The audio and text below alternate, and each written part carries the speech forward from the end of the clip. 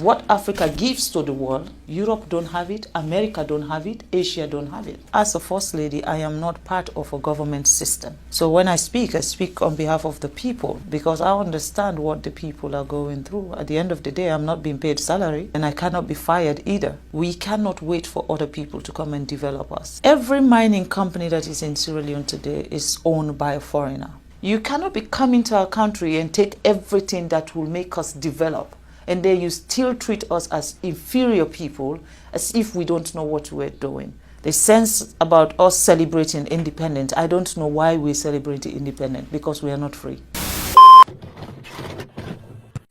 One of the most fundamental corruptions of the social contract in human history is colonialism. Yeah. And it's that mechanism that some states have used to extract resources from other places, such as Sierra Leone. That deprives countries of the resources they need for government services, for education, for health. So I was hoping you could reflect a little bit on what those forces have done to Sierra Leone and what kind of accountability we might be able to think about, just to imagine a way forward from where we've begun now. When you look at what Sierra Leone have to offer, when it comes to our mineral resources, the kind of mineral resources we have in our country is enough to take care of everybody in that country. We should not have a single poor person in Sierra Leone. But unfortunately, we are not given the free will to make decisions on our own mineral resources. There's always Big Brother who decides. And when you fight and say, no, we are not going to do this, they use the system to stop you. It's either they set you up with the opposition and they'll be supporting the opposition against you from the back, or they cause unnecessary chaos in your country so that you are not able to even govern your own people. They will do things to make you not to be functionable. And of course, any country that don't have peace cannot develop. You have to have peace before you talk about development. I'll give you a simple example about Sierra Leone. Every mining company that is in Sierra Leone today is owned by a foreigner. Every mining company. If it's not the Chinese, it's the American, it's the British. Our electricity, Bumuna, is run by the British, and we still don't have light. We're looking for light, electricity. If you don't have electricity, how can you talk about education? How can you talk about health facility? How can you talk about improving the infrastructure of your country? We don't have electricity. Now, do we actually even have proper water, pipe-borne water, so that our kids will not be sick? We don't have those facilities. Why? With all the minerals we have, there is a cap you put. Before my husband became the president of Sierra Leone was benefiting, they said, what's the word? 0.000.1%. What is that? Basically, a company can take as much as $100 million out of the country in terms of minerals, and then they can just give the country $10,000. Now, what will $10,000 do for our health system? What is $10,000 do for our educational system? And these are the things I believe that are stopping Africa from progressing. We don't have a say. The sense about us celebrating independence, I don't know why we celebrate independence, because we are not free. That is my own take. I'm not speaking also on behalf of the government of Sierra Leone, nor am I speaking on behalf of His Excellency the President. I am speaking as Fatima, as a citizen of a country who believes that things need to change. Where do we go from here? Do you have any practical ideas about where we might start? Or collective ideas that we might gain support for? I feel Africa, patriotism is very important. You have to love your country to want your country to be a better place. Patriotism, I think we have to have that sense of patriotism in our countries, and our leaders also should be subjected to that. You know, it is not only when you were talking about election and then everybody come out and celebrate, and after election, that's it. Accountability. Who accounts for what is happening? Who is the one who is changing the narrative of what is happening? Like I said, as a First Lady, I am not part of a government system. I am a wife of a president. So when I speak on behalf of the people, because I understand what the people are going through. At the end of the day, I'm not being paid salary, so, and I cannot be fired either. So that's the advantage. That's the advantage of being a First Lady.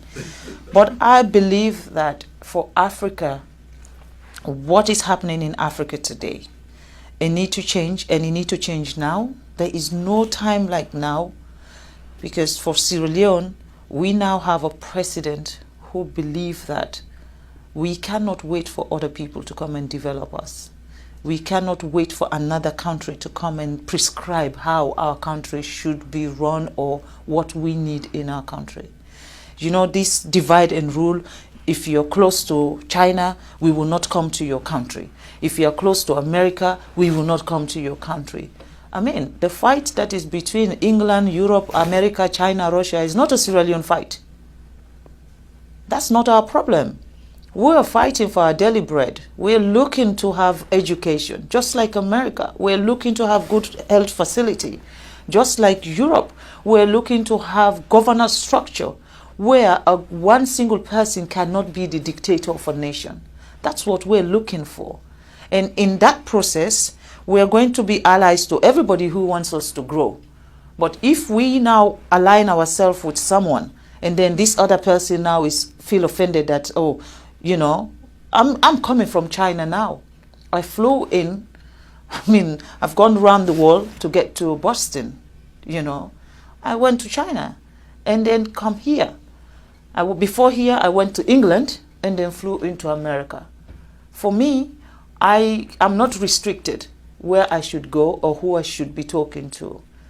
I am going around the world to see a country that sees Africa not as not just as an ally of what you'll be getting from us, but a country that sees Sierra Leone as partners and treat us with respect. You cannot be coming to our country and take everything that will make us develop, and then you still treat us as inferior people, as if we don't know what we're doing. I think that is wrong. You know, we're looking for partners that value us. People that will come to our country and say, you know what, this country has suffered enough. They need to grow. We were once the atom of Africa. Every country within sub-Saharan Africa used to come to Sierra Leone for our education. And today, what can we be proud of? We cannot talk about education in Sierra Leone because they've ruined that for us. Everything that has empowered Sierra Leone has been ruined. And now we have a leader who wants to fix everything. There is a problem. In Africa, you should not have a leader that is assertive, a leader that knows what his people want, a leader that wants to change what is happening. The moment you have that, it's everyone's target. And then they find reason to slow you down, they find reason to stop you, and they use that system of corruption. They use corrupt people, they use negative people, they use unpatriotic citizens to come after a government who is doing what is right for a system.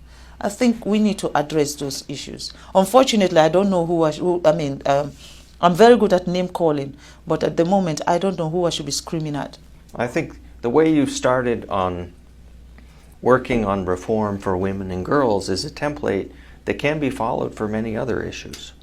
Do you think of what a next one might be? One of the most serious issues I have with the United Nations is the fact that Africa is not part of the Security Council. We're talking about 54 countries, I'm sorry. 54 countries, a whole continent does not have one person representing Africa when it comes to decision making at the Security Council. And I'd observe also that no African country has its own executive director at the World Bank either. No. Unfortunately, we Yes. don't know how to manage money.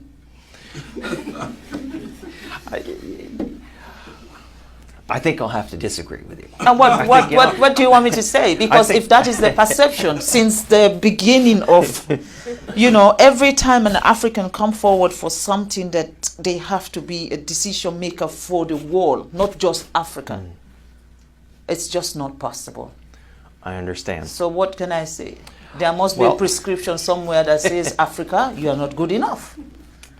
Well, it might be revolutionary, but I'm going to say it right here. Africans should be in charge of Africa. I believe that also that Africans' issue can only be enhanced when Africans decide to do that.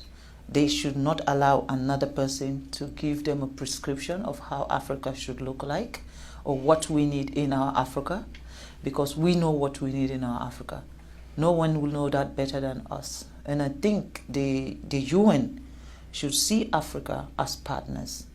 And the United Nations, definitely, you cannot have 7 countries vetoing everything.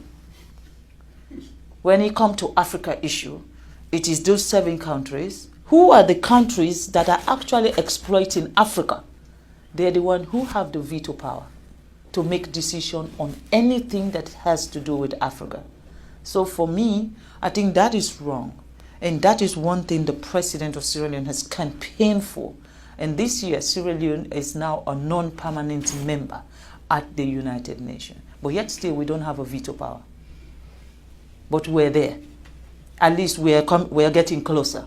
And in these 2 years, our mission is to get the United Nations to see Africa not as one country. Because that's the mistake they do. When you say I'm from Africa, they say, oh, you're from Nigeria. I said, no, Nigeria is one country in Africa. We have 54 countries in Africa. So see us as a continent that also, what we offer to the world, Europe does not have it. What Africa gives to the world, Europe don't have it, America don't have it, Asia don't have it. Because we are not mining in China, we are not doing any mining in America or mining in Europe. But they're doing it in every part of Africa. Not just Sierra Leone, go to Democratic Republic of Congo, go to Botswana, go to Angola, go everywhere there is mineral resources. It is the West and the Chinese who are there. Now, that sums it up for this video. What do you guys think? Share thoughts and opinions in the comment section below. Let's have a proper discussion about this without having me impose my opinions and ideas on this matter. Give this video a thumbs up if you liked it, so that the YouTube algorithm can know that this video was so much interesting and share it far wide to more avid viewers just like you. Subscribe and click the notification bell if this is your first time watching these videos, and so that you can be notified as soon as we make a new upload on videos just like this. My name is Louis.